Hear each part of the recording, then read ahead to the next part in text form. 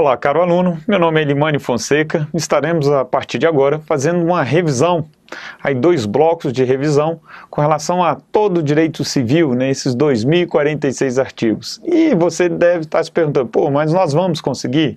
Gente, não é assim, não vou artigo por artigo, mas a gente fez uma estatística do que mais tem aparecido nas provas, dos pontos mais relevantes, daqueles artigos que são estruturais, e a gente vai tocando nele, andando por todo o código aí.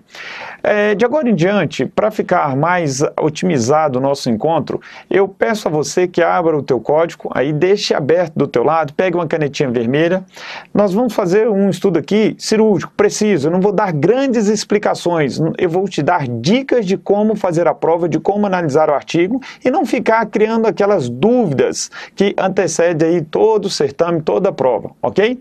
Eu, de antemão, já me solidarizo contigo, à sua disposição em estar me ouvindo, à tua disposição em fazer essa prova. Sei que não é fácil, eu tenho certeza que das profissões hoje, daquelas que são avaliadas após o término da graduação, a que mais sofre pressão é o pessoal do direito, né? Ninguém pergunta para o médico se ele fez residência, se ele fez 3, 4 residências, não passou na primeira, na segunda, terceira, mas todo mundo pergunta para o camarada que está na iminência de terminar a faculdade, ou mesmo aqueles que entraram na faculdade, né? Já pergunta, e aí, passou na prova, fez o AB, já tirou a carteirinha? É o que mais está sujeito a essas indagações, de modo que essa pressão aumenta e você tem que controlar isso aí, tem que, inclusive, ficar um pouco mais na moita, sem divulgar muito e tá fazendo a prova com tranquilidade, ok? Abra aí o teu código, deixa aberto a partir do artigo 1º e a gente vai caminhar do artigo 1º até o último aí, dentro do que é relevante. Essa aula nós vamos chamar de tópicos relevantes para a prova de direito civil, ok? Então vamos junto. O tópico aí, primeiro tópico, capítulo das pessoas. O que é importante aí saber? Estou entre o artigo 1º e o artigo aí 40, artigo 1º e o artigo 69, tá? Do 1º é o 39, tratando de pessoas naturais, do 40 em diante, 40 até o 69, de pessoas jurídicas. O que é importante você verificar? Gente, olha, personalidade é assunto recorrente na prova.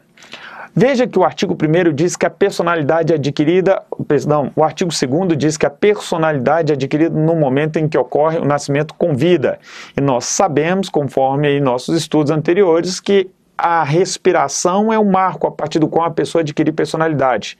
Devo, inclusive, já fazer um paralelo com a pessoa jurídica, que adquire personalidade não com a respiração, mas com o registro. Então, ó, dá uma focada no artigo 2º.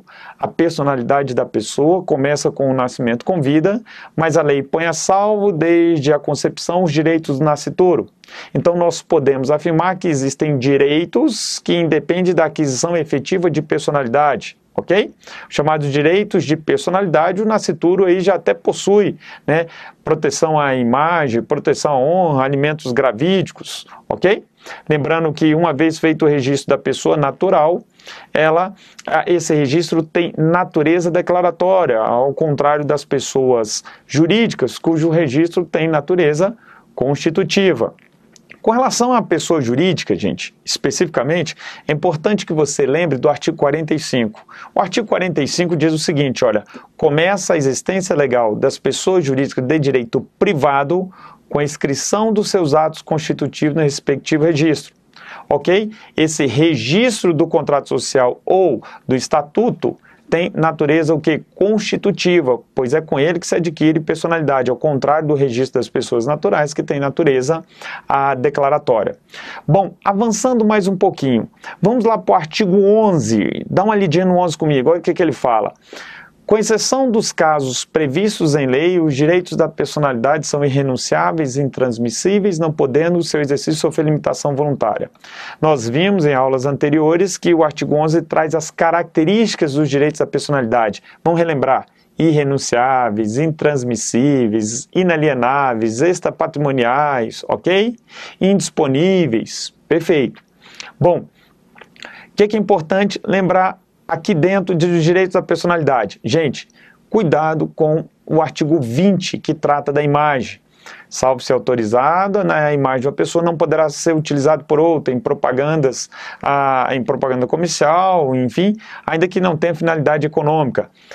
É importante você lembrar, dentro do artigo 20, de uma súmula chamada 403 do STJ, em que o STJ afirmou o seguinte: o uso desautorizado da imagem, ainda que seja para fins, né, ainda que não gere prejuízo, dá direito à indenização, configura violação a direito de personalidade. Então, lembre-se disso aí, ok?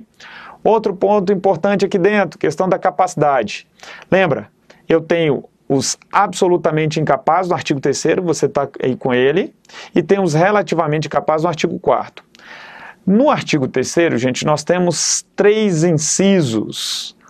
O mais importante do artigo 3º é o inciso 2. Olha o que ele fala. São absolutamente incapazes aqueles que, por enfermidade ou deficiência mental, não têm o necessário discernimento para a prática dos atos da vida civil. Então, essa expressão lá do artigo 3º, eu vou colocar aqui, ó, artigo 3º, essa expressão que diz aqui, inciso 2, sem o necessário discernimento, sem o necessário discernimento. Essa expressão é fundamental. Por quê?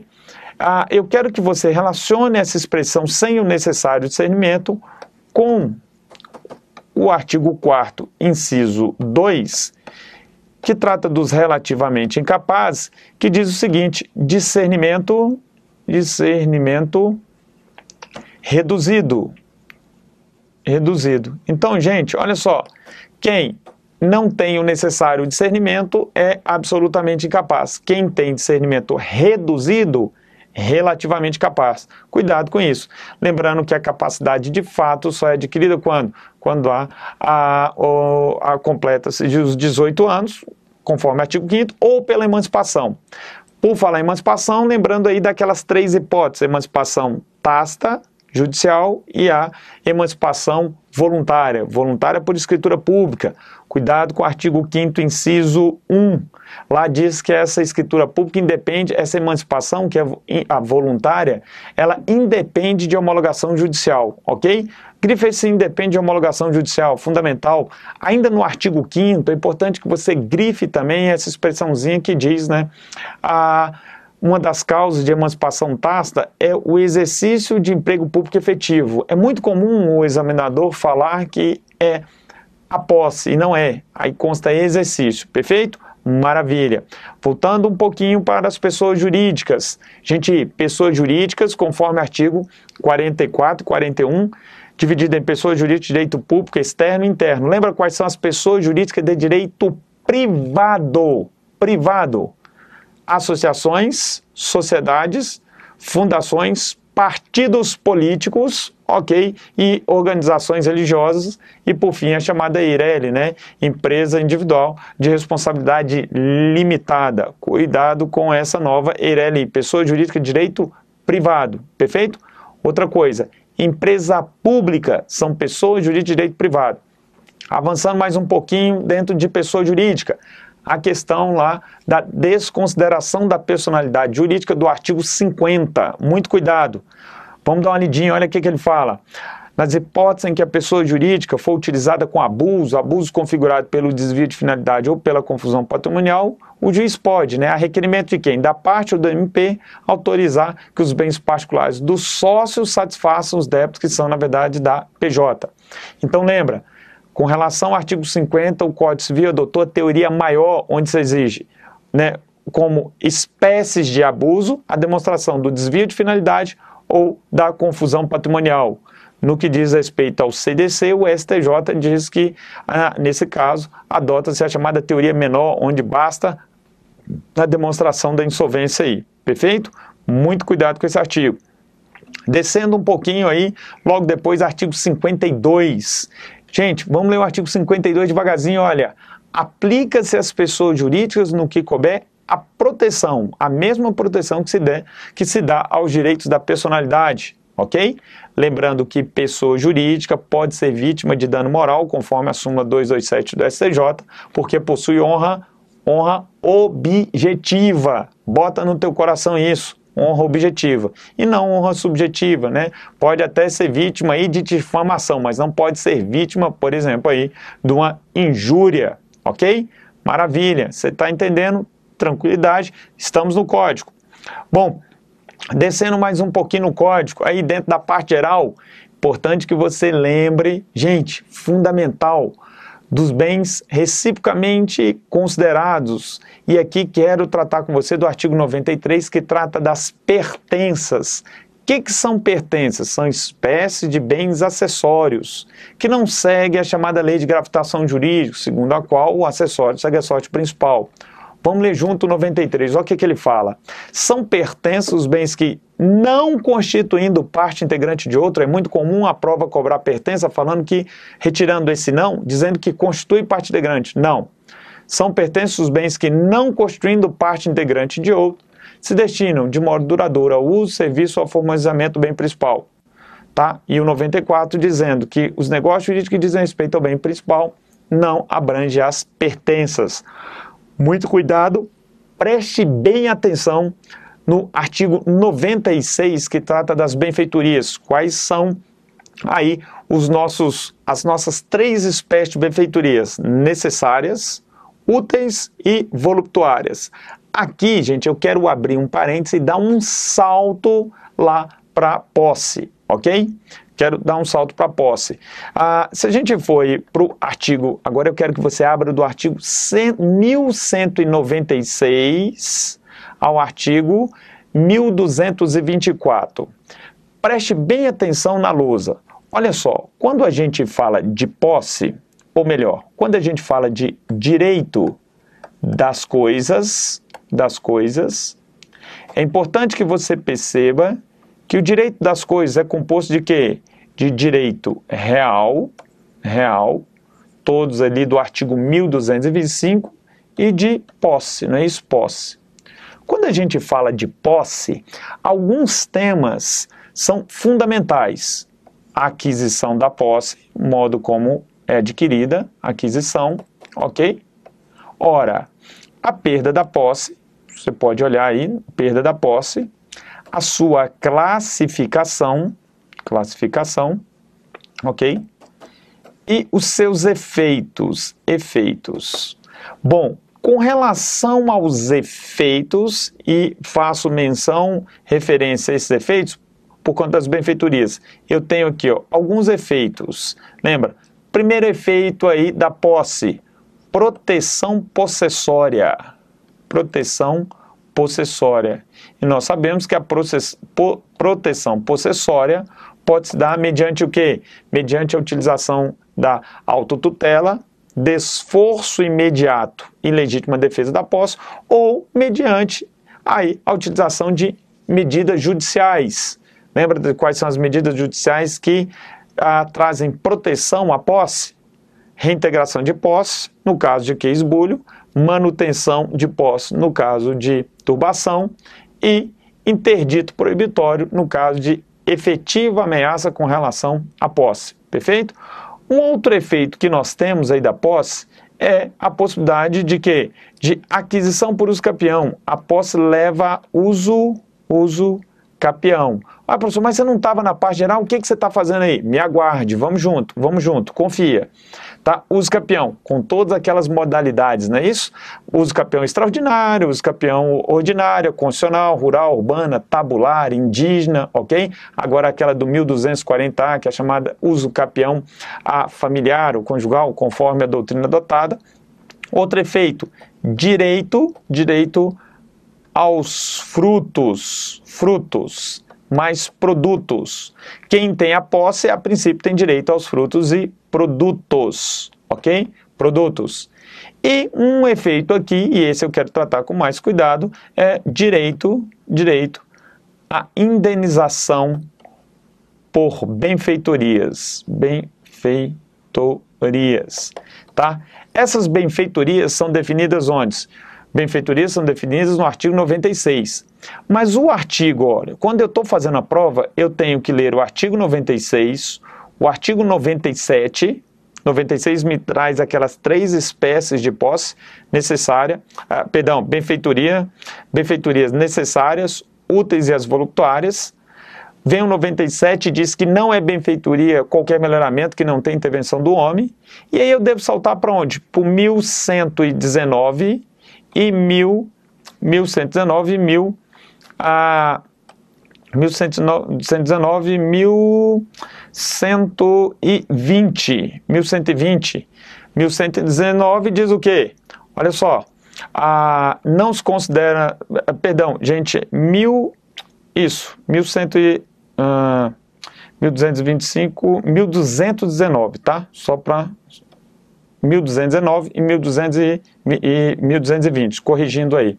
O 1219 vem e diz o seguinte, ó, o possuidor de boa fé, ou seja, aquele que ignora vícios na aquisição, né? Essa boa fé está definida no artigo 1201.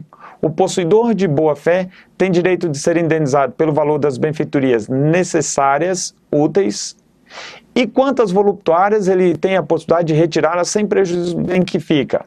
Aí vem a clássica pergunta de prova: possuidor de má fé tem direito de ser indenizado? Sim, tem direito de ser indenizado apenas pelas benfeitorias necessárias, é o que consta no 1220, ok? Maravilha. Tá? E aí a gente analisa se essas benfeitorias são úteis, necessárias e voluptuárias no 96 e faz o que? Um linkzinho com o artigo 1219 e 1220, ok? Então esses aqui são os principais efeitos da posse, tá? Eu saltei lá do artigo 96 e vim para cá, porque é um momento aqui onde a gente aplica. E fica mais fácil, é mais didático aí para você compreender. Se me permita, já te adianto alguma coisa sobre classificação da posse. Vamos junto entender um pouquinho quais são as classificações de posse que nós temos? Perfeito, então vamos lá. Bom, eu tenho aí uma primeira posse chamada posse direta e posse indireta. Preste bem atenção no artigo 1197, ok? 1197 me traz a possibilidade da posse ser desdobrada em posse direta e indireta, ok? Ele diz, né, que a posse indireta não anula a posse indireta, não anula a indireta, podendo, inclusive, o possuidor direto proteger a sua posse contra o possuidor indireto. Só relembrando, o que é posse direta, o que é posse indireta? Eu sou possuidor e proprietário, eu posso usar, gozar e dispor. Lembra aquelas chamadas faculdades aí, internas da propriedade, que a gente retira do artigo 1228, tá lembrado? Uso, gozo, disposição. Bom, eu sou proprietário e possuidor. Professor, nesse caso você é proprietário e possuidor direto? Não, só proprietário e possuidor. Não se usa essa expressão possuidor direto, indicando que Limane está com a posse do carro. Não. Proprietário e possuidor. Se Limane faz um contrato, por exemplo, de locação, negócio jurídico de natureza pessoal, contrato de locação com você, ora, ele transfere para você a possibilidade de você usar e gozar do veículo e permanece com o poder de quê? De disposição. Nesse caso, ele passa a ser possuidor o quê? Proprietário e possuidor indireto, e você, que agora é locatário do veículo, passa a ser o possuidor o quê? Possuidor direto.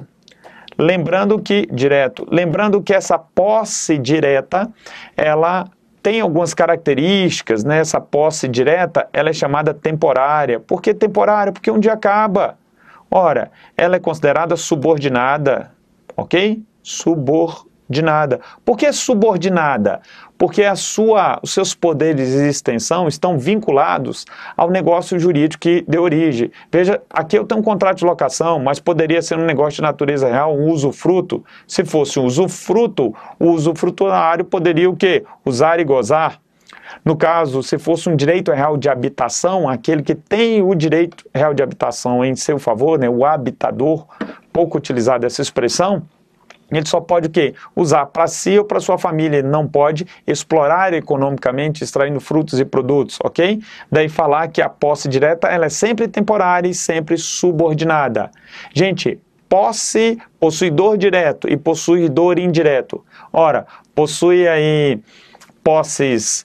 São copossuidores? Não, não são copossuidores, são chamados de, essas posses são denominadas de posses paralelas, perfeito? Maravilha, vamos avançar aí, senão a gente fica só nesse ponto. Outra espécie de posse muito comum em prova é a chamada posse justa, e a posse injusta, Ô, gente, olha lá o artigo 1200, 1200, ele deixa claro que essa característica da posse, essa classificação em posse justa e injusta, está vinculado o quê? Ao momento, leva em consideração um momento de aquisição. Ora, se existe aí um certo... a gente fala inclusive em posse justa, vício originário, a posse injusta, né, como vício originário, e esse aqui posterior, te explico, você vai entender direitinho, originário e posterior. O que é a posse? Quando ele define no artigo 1200, sobre posse justa e injusta, ele diz o seguinte: considera-se justa a posse que não é clandestina, precária, nem violenta. Bom, o que seria uma posse aí clandestina? Uma clandestina. Posse clandestina é aquela que foi adquirida às ocultas. Fui lá e tomei posse do imóvel que é seu, sem que você tomasse conhecimento, sem dar publicidade a isso, a princípio, né, no que diz respeito à aquisição, sem que você tomasse ciência disso. Seria aí um furto. Mas essa posse pode ser o quê? Violenta.